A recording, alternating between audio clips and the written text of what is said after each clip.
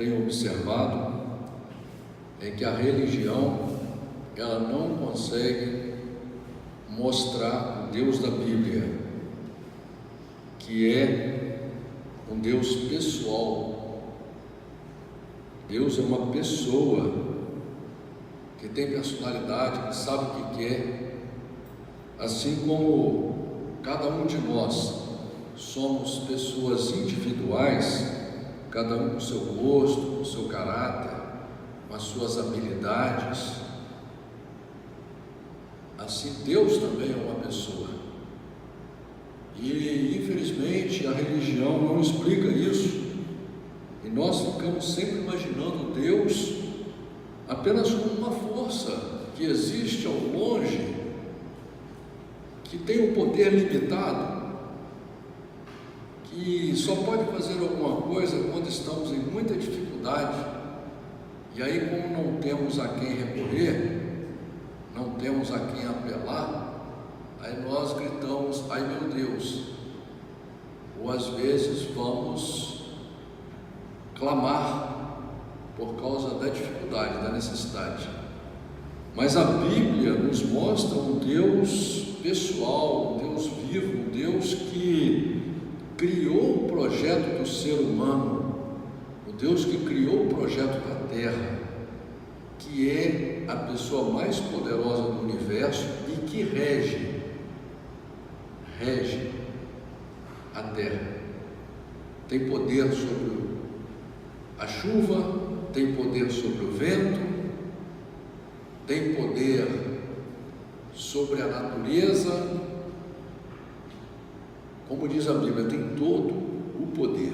E é muito difícil a gente aceitar isso. Por quê? Porque nós não temos essa cultura para começar. Quando a gente ainda vai na igreja, eles querem ensinar errado para a gente. Nós temos força para tudo, mas não conseguimos ler a Bíblia.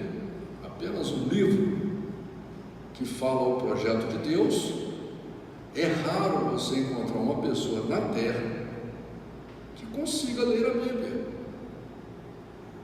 porque as pessoas acham que não precisam. E ainda assim, quando elas tiverem a necessidade, numa emergência, como acontece muito, que você está numa situação que você está perdendo um ente querido, ou a sua vida está numa dificuldade muito grande, você não vai ter tempo para recorrer à Bíblia, porque a Bíblia é um livro que tem 1189 capítulos, 31.105 versículos. Você não vai ler uma Bíblia na hora da dificuldade em meia hora. Você vai demorar pelo menos uns 3 meses com muita vontade para ler a Bíblia. Aí você vai ficar buscando um Deus invisível. Um Deus invisível porque você não se esforçou para conhecer o Deus visível. E aí o que acontece? Nós, por falta de acreditar que existe esse Deus Todo-Poderoso, nós não fazemos esforço nenhum e não adquirimos o conhecimento de Deus. Por isso que a Bíblia, e Deus deixa claro na Bíblia isso, Deus fala: o meu povo, ou seja, aquelas pessoas que Deus escolheu, aquelas pessoas que Deus ama, aquelas pessoas que têm tudo para fazer parte do projeto de vida eterna de Deus, porque infelizmente, apesar de Deus querer salvar a todos, Deus não vai salvar a todos, porque muitas pessoas não querem ser salvas. E muitas pessoas, a maldade que há nelas é tão grande que supera a maldade de uma besta fera, de um animal feroz, porque tendo razão e consciência consegue praticar maldades terríveis. E eu pergunto: como que você vai salvar uma pessoa dessa?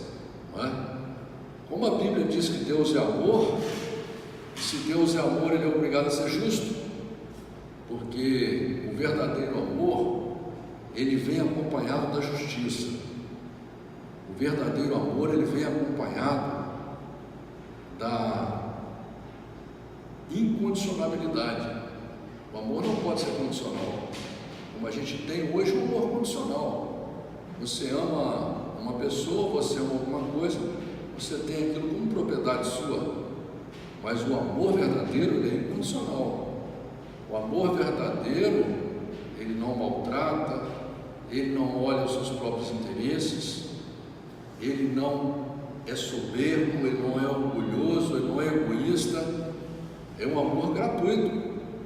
Exatamente, quando você começa a analisar o verdadeiro amor, você vai ver que mesmo Deus querendo salvar a todos, mesmo Deus sendo bom, Ele não salvará a todos, porque as pessoas não querem ser salvas e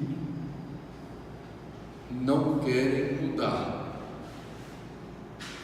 E a vida passa como vento, nossa vida passa rápido. O nosso futuro, ninguém sabe, ninguém. Não há como você saber como será o teu dia amanhã. Nem pelo teu poder você fará com que o seu amanhã seja perfeito, como você deseja, como você acha, porque ninguém tem poder nem sobre o mal, nem sobre o dia do amanhã. Ninguém até hoje na terra conseguiu, com todas as armas, com todas as forças, com todo o poder, vencer o mal que estava preparado para ele naquele dia. Eu não conheço ninguém que venceu, como até hoje ninguém conseguiu vencer a morte, nem a morte das pessoas que ele ama, nem a sua própria morte. Por isso que nós temos que ler a Bíblia. Para quê? Para que a gente tenha pelo menos a oportunidade de escolher o caminho, porque você pode ler a Bíblia e achar que não é uma coisa que serve para você, e aí você escolhe o caminho da sua força, o caminho do homem. E você lendo a Bíblia, você vai poder conhecer o caminho certo, você vai poder andar pelo caminho certo. E é importante, irmãos, as pessoas acham que não, mas a Bíblia ela é um livro vivo, que ela entra dentro do nosso coração, da nossa mente, porque somos atribulados todos os dias. Todos os dias existe uma armadilha contra a nossa vida, para tirar a beleza da nossa vida. Você pega um carro, você compra um carro com dificuldade, às vezes fica pagando ele 2, 3 anos. Você sai para dar um passeio na rua, pensando em curtir aquela alegria, aquela felicidade, aparece uma pessoa do inferno para te perturbar, para tirar a sua alegria, para tirar a sua paz. Às vezes você está trabalhando com sol quente, com dificuldade, sonhando em chegar a hora de você chegar na sua casa, porque você quer encontrar o alívio, a paz, a alegria, e chega lá, a pessoa que você ama, ao invés de te esperar com flores, com um abraço, com um beijo, com palavras alegres, para te confortar, você chega em casa e tem uma confusão, uma briga. Então, esse é o mundo que nós vivemos, é um mundo miserável, um mundo sem futuro, até porque a realidade é que não há futuro aqui na Terra, para ninguém, não há. Não adianta você fugir da realidade, a realidade é essa. Só poderemos ser felizes aqui na Terra quando Deus estiver conosco. Só Deus pode nos livrar, só Deus.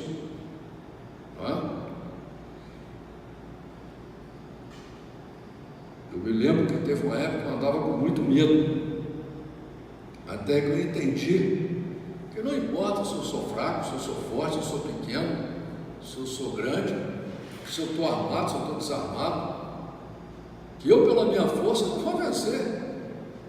Quando você vê um policial com uma R15 morrer na mão de um bandido, o que vai adiantar minha força? Nada. Mas quando você entende que existe um Deus vivo, com todo o poder, que está de braços abertos, esperando que a gente apenas tome uma atitude de querer andar com Ele, de querer amá-lo. E quando a gente entende que isso é uma necessidade, aí, meu irmão, você se torna forte.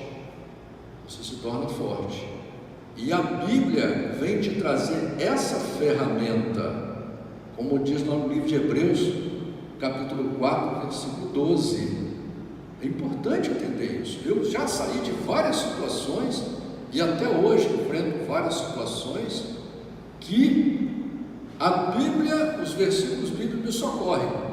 Porque eu, por exemplo, eu tenho um gênio ruim, sou temperamental, sou nervoso, entendeu? Sou nervoso, mas eu consigo vencer os ataques, as atribulações, né? Entre aspas também, que muitas acabam me vencendo, porque quando eu estou no meio daquela guerra, eu me lembro que existe um Deus maravilhoso, eu me lembro que Deus um dia me deu a oportunidade de conhecê-lo, de conhecer o projeto dele, e me lembro, vem aquele versículo na minha cabeça, no meu coração, e eu ali me torno espiritual, porque tudo que o mal quer, tudo que a pessoa ou as pessoas ou a situação que entra na sua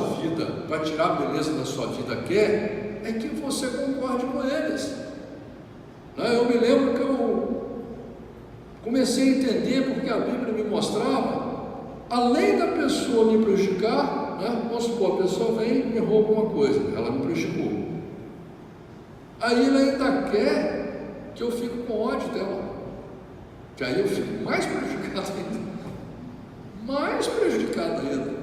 Toda vez que eu lembrar dela, toda vez que eu ver ela, eu sinto aquela coisa ruim dentro de mim, entendeu? E assim o mal, ele nos rodeia, querendo tirar a beleza da nossa vida. É claro que para o jovem, para a pessoa que é bem de vida, que tudo está dando certo para ela, é muito difícil ela pedir para Deus entrar na casa dela, pedir para Deus entrar na vida dela, pedir para Deus entrar no trabalho dela, porque eu me lembro que eu mesmo, quando alguém falava assim, que Deus falava, primeiro buscai o reino de Deus e a sua justiça, as outras coisas vos serão acrescentadas.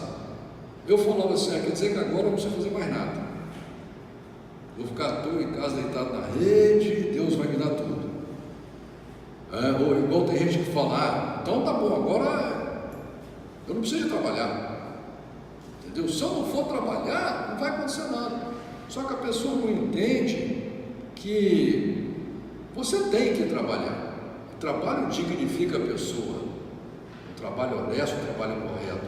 Agora, se você for trabalhar com Deus junto com você, com temor a Deus, querendo que Deus abra as portas para você, querendo que Deus participe com você do seu trabalho, do seu dia, é muito diferente, porque tudo dará certo, e pela sua força pode dar certo e pode não dar certo. Essa é a diferença.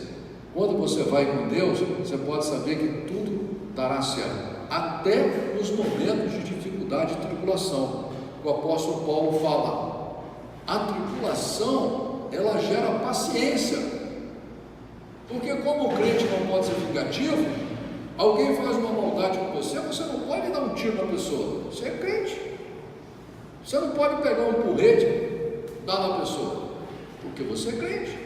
Então, essa tribulação ela vai causar em você o quê? A paciência, porque você tem que ficar quieto, se conter, tem que ser paciente, por causa do Evangelho, por causa do temor a Deus. E essa paciência, o que ela faz contigo? Ela gera experiência. Se você for sábio, se você começar a observar aquilo que aconteceu e entender que é um momento de você analisar para você evoluir como ser humano, porque você vive no meio de um caos, você vive no meio de uma guerra, você vive no meio de pessoas terríveis. Tem gente nesse mundo que o sonho dele é destruir você. O sonho dele é, enquanto você está planejando bem, ele está planejando em sentir prazer em ver você sofrer. Entendeu? Essa é a realidade, irmãos. Tem gente boa? Tem, mas tem muita gente ruim também. Então, quando você adquire experiência, você enfrenta o mal com Deus, enfrenta o mal com sabedoria, e sai na frente vitorioso. Nós precisamos de desejar a presença de Deus na nossa vida. Precisamos. Enquanto é dia, como diz o Senhor.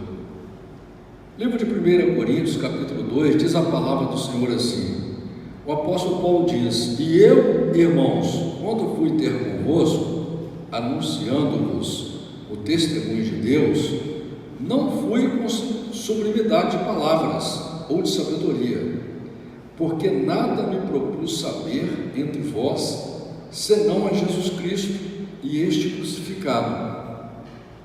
E eu estive convosco em fraqueza e em temor e em grande tremor, e a minha palavra e a minha pregação não consistiram em palavras persuasivas de sabedoria humana, mas em demonstração de espírito e de poder. Eu só quero analisar com vocês aqui o que o apóstolo Paulo está falando, que vocês veem aqui que o apóstolo Paulo, antes de ser chamado por Jesus, ele era um membro da maior igreja. Ele pertencia ao templo, onde aqueles religiosos apedrejaram Estevão por causa da religião. E aí ele sai com um grupo para perseguir os cristãos. Qual a diferença dele e do pessoal da igreja para os cristãos? O cristão é aquele que seguia a Bíblia. Os outros seguiam doutrinas de homens. E quando o apóstolo Paulo tem um encontro com Jesus já tinha morrido, tinha ressuscitado, e Jesus aparece para ele, e ele se converte à palavra de Deus. Por isso que ele está dizendo aqui, que ele estava em fraqueza, em temor e em grande tremor. Por quê? Porque ficou muito difícil para ele. Aonde ele ia, ele era perseguido. Que ele pregava para a igreja o evangelho, as pessoas não aceitavam, batiam nele, prendiam ele, não é? E ele pregava para o próprio crente, para o cristão tinha medo dele. Por quê? Porque, esse cara aqui é aquele cara que perseguia os cristãos, entendeu? E quando ele pregava, ele está explicando aqui que ele não tinha preocupação em falar palavras bonitas, né? Como hoje muitos pastores fazem sucesso porque falam bonito, porque ficam buscando traduções em hebraico, aramaico, grego de palavras, né? Buscando na geografia, em livros que não estão na Bíblia, para poder montar uma história, para poder convencer a pessoa.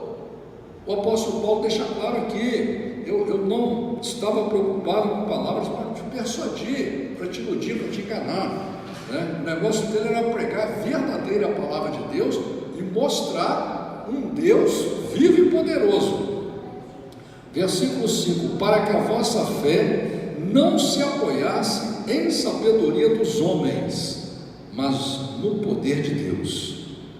Todavia falamos sabedoria dos perfeitos, não, porém, a sabedoria deste mundo, nem dos príncipes deste mundo, que se aniquilam, mas falamos a sabedoria de Deus, oculta em mistério, a qual Deus ordenou antes do século para a nossa glória. Então aqui ele explica, ele não está preocupado com a sabedoria de um homem, né?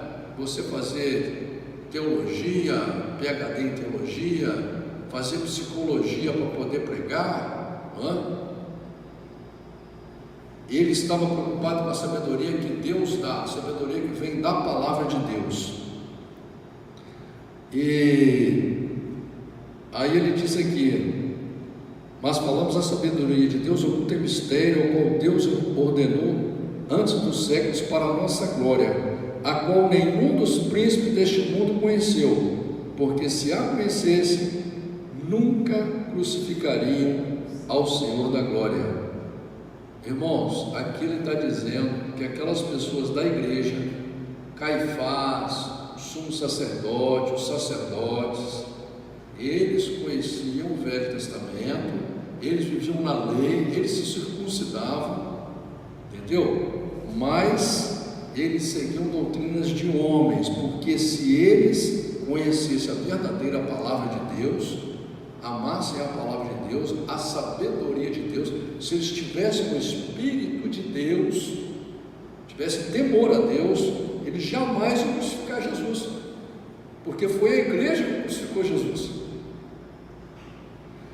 E aí ele diz aqui, mas como está escrito, as coisas que o olho não viu, e o ouvido não ouviu, e não subiram ao coração do homem, são as coisas que Deus preparou para os que o amam.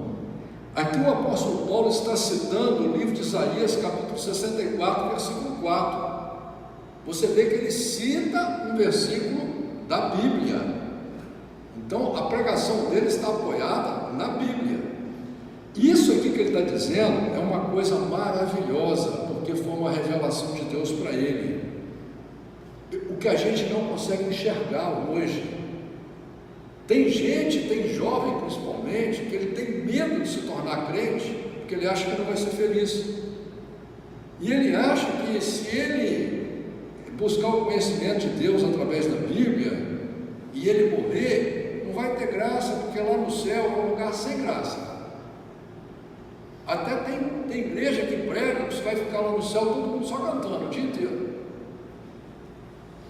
Olha o que a Bíblia diz aqui, irmãos: as coisas que o olho não viu e o ouvido não ouviu e não subiram ao coração do homem, são as que Deus preparou para os que o amam. Olha, Jesus diz assim: olha, se você que é ruim, o teu filho pede um pão, você não dá uma pedra, quanto mais Deus. O que Deus preparou para nós, o que Deus tem para nós, não dá para a gente nem entender de tão maravilhoso que é. Entendeu? Por isso que diz aqui, não está no seu coração, porque você é carnal. Entendeu? Você só ama aquilo que você pode pegar, aquilo que você pode usar, aquilo que traz benefício para você, porque nós somos materialistas e carnais. Mas aqui existe uma promessa para aqueles que amam a Deus, uma promessa de ressurreição de vida eterna em um mundo maravilhoso. Mas Deus nos revelou pelo seu Espírito, porque o Espírito penetra todas as coisas, ainda as profundezas de Deus. Porque qual dos homens sabe as coisas do homem, senão o Espírito do homem que nele está? Assim também, ninguém sabe as coisas de Deus, senão o Espírito de Deus. Aqui ele cita o livro de Provérbios, capítulo 20, versículo 27, e ele fala uma coisa muito importante, irmãos, porque a Bíblia diz que nós somos corpo, alma e espírito. O homem que não ama a Deus, ele só investe no corpo e na alma. O corpo é terrível,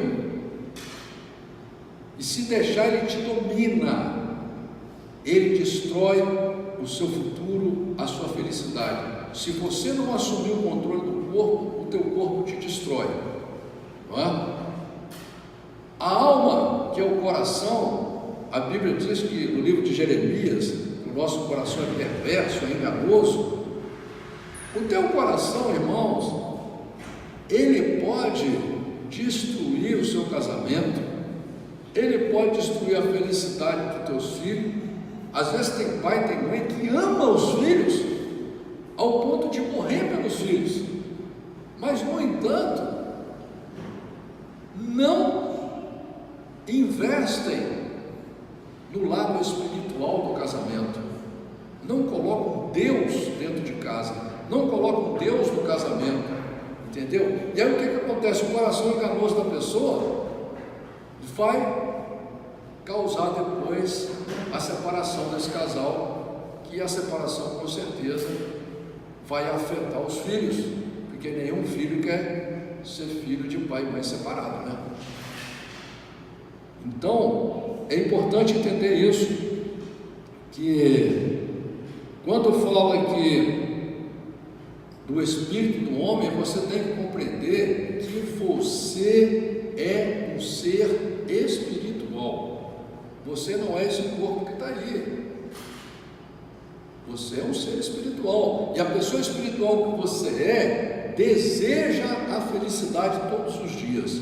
Deseja o bem. Você só deseja o bem. O teu corpo e a tua alma trabalham contra você. É uma guerra. É uma guerra. Está dentro de você. Portanto, você tem que aprender a ter domínio sobre o teu corpo e o teu coração. E aqui diz: mas nós não recebemos o Espírito do mundo, mas o Espírito que provém de Deus, para que pudéssemos conhecer o que nos é dado gratuitamente por Deus, as quais também falamos, não com palavras que a sabedoria humana ensina, mas com as que o Espírito Santo ensina, comparando as coisas espirituais com as espirituais. Por isso que a Bíblia diz lá no livro de João, que é o Espírito Santo de Deus que nos convence da justiça e do juízo. Irmãos, a gente tem que durante o dia, muitas vezes, de preferência quando você acorda, você lembrar que você é um ser espiritual e pedir a Deus, falar: Senhor, o Espírito Santo, o Senhor venha sobre mim nesse dia, que o Senhor possa andar comigo, que o Senhor possa guiar meus pensamentos, porque aí se você vence as armadilhas do mundo e vence as armadilhas que estão dentro de você, porque nós somos enganados por nós mesmos quase todos os dias. As maiores guerras que existem nesse mundo são entre as pessoas que se amam, o que é um verdadeiro absurdo, ridículo. Um marido brigar com uma mulher brigar com o marido, ridículo, absurdo, feio, uma coisa ridícula, feia. Mas a gente não quer mudar, não quer se converter, não entende que você é responsável pela construção do seu mundo. É você que tem que mudar, é você que tem que ser humilde para aceitar e aprender a dar valor àquilo que Deus te deu. Quem dá para a gente uma família é Deus, quem dá os filhos para a gente é Deus. Então, é importante você lutar contra o seu gênio, o seu temperamento ruim, todos os dias, porque não é possível que um ser humano que raciocina, que tem raciocínio lógico, não consegue tomar uma atitude de mudar e de ser uma pessoa especial, até porque é para isso que Deus nos chama, sabia? Deus nos chama para ser diferente de todas as pessoas. Deus nos chama para a gente ser amoroso. A Bíblia diz: conhecereis se sois meus discípulos se tiver de amor entre vós. A Bíblia diz: se você não ama o seu próximo, a sua religião é vã. Nós temos que começar amando a nossa própria vida, amando a Deus, amando as pessoas que fazem parte da nossa vida, os nossos cônjuges, nossos filhos, né? Amando os pais, amando o sogro, genro, cunhado, cunhada. Temos que amar, somos chamados para isso, nós somos a diferença. Ou temos que admitir que nós nascemos assim, vamos morrer assim mesmo. Somos animais apenas, vamos comer, beber, dormir, morrer, porque nós não temos importância nenhuma. Se você acha que é isso a sua vida, tudo bem. Eu prefiro lutar. Eu sei o E prefiro lutar contra mim mesmo para que eu possa evoluir e eu seja, independente do que as pessoas são, eu seja a diferença. Não para ser melhor do que ninguém, mas para ser melhor do que eu mesmo. Para que eu faça a minha parte como servo de Deus, que é ser o tempero da vida das pessoas, ser a luz da vida das pessoas, levar o amor para a vida das pessoas, levar o bem para a vida das pessoas, porque o que mais a gente faz é julgar e condenar as pessoas todos os dias, até que ela morra. Se for uma pessoa importante para você, quando morre, aí você dá nota 10 para ela. Toda pessoa que morre vira santo, né? Entrou no caixão, vira santo. Quando está vivo, não vale nada para você, não vale nada porque você tem um livro dessa pessoa de queixas contra essa pessoa, entendeu? Está tudo anotado lá, só defeito da pessoa. Quando a pessoa morre, você pega o livro, rasga, joga fora, e aí ainda tem coragem de declarar no caixão da pessoa que você amava ela, que ela era importante, entendeu? Isso é um absurdo. Nós somos chamados, a Bíblia diz que o dia hoje, enquanto a vida, a esperança, enquanto a vida você tem que amar, enquanto a vida você tem que perdoar, enquanto a vida você tem que ter misericórdia, entendeu? Eu conheço muitas pessoas, muitos jovens que condenavam seus pais, pelos pais estarem fazendo coisa errada, depois eles estavam fazendo pior do que os pais, entendeu? Fazendo pior, não é? E aqui tem uma coisa maravilhosa que diz que é o Espírito Santo que nos ensina, comparando as coisas espirituais com as espirituais. Ora, o homem natural não compreende as coisas do Espírito de Deus, porque lhe parece loucura e não pode entendê-las, porque elas se discernem espiritualmente. Mas o que é espiritual discerne bem tudo, e ele de ninguém é discernido, porque quem conheceu a mente do Senhor para que possa instruí-lo? Mas nós temos a mente de Cristo. Aqui o apóstolo Paulo cita o livro de Isaías, capítulo 40, versículo 13, que já dizia, né? Quem pode conhecer a mente de Deus? E aqui ele termina dizendo: nós temos a mente de Cristo. Irmãos, como que a gente vai ter a mente de Cristo se nós não conhecermos como Cristo pensava? E como você vai conhecer, saber como Cristo pensava, se você não lê a Bíblia? Por isso que eu preciso de ler a Bíblia. As riquezas do mundo, as belezas do mundo, as delícias do mundo, elas são perecíveis. As riquezas espirituais são eternas. Por isso que temos que ser espirituais. Somos chamados para isso. Somos chamados para evoluir, para cada dia mais deixarmos o lado animal nosso e nos transformarmos em seres espirituais. É por isso que existe a igreja, é por isso que temos que vir à igreja, é por isso que existe a Bíblia. É por isso que temos que orar. A oração nada mais é que uma atitude de um diálogo com Deus, para que você possa se transformar, porque Deus sabe todas as coisas, mas quando você chega a Deus em oração, você está dando uma oportunidade a você de você melhorar como ser humano, e devemos todos os dias lutar para sermos melhores. Amém? Louvado